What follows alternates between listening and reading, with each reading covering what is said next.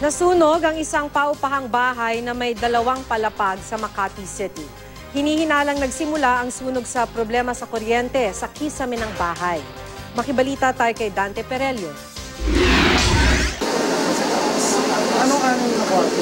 Sa cellphone video na kuha ng residenteng si Ariel Pila, hindi na halos makita ang nasusunog na bahay sa laki ng apoy at kapal ng usok.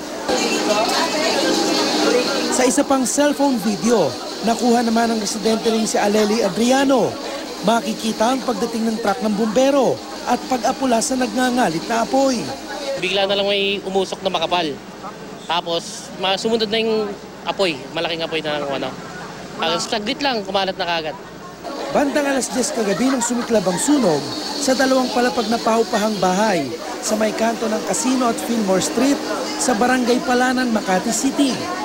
Mabilis na kumalat ang apoy dahil luma na ang bahay na gawa sa kahoy, kaya agad rin iniakyat sa ikatlong alarma ang sunog.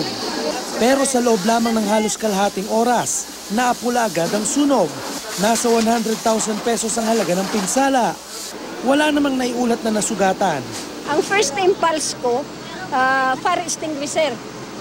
Binuhat ko yung fire extinguisher. Ang bigat-bigat pala noon. Inano ko, hindi na kaya. Malakas na. Sa inisyal na investigasyon ng mga otoridad, nagsimula ang apoy sa kisame ng bahay.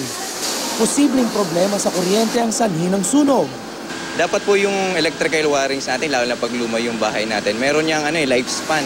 So bago dumating yung lifespan niya, dapat sine-check lagi ng mga electrician natin. So para lagi siyang in good condition.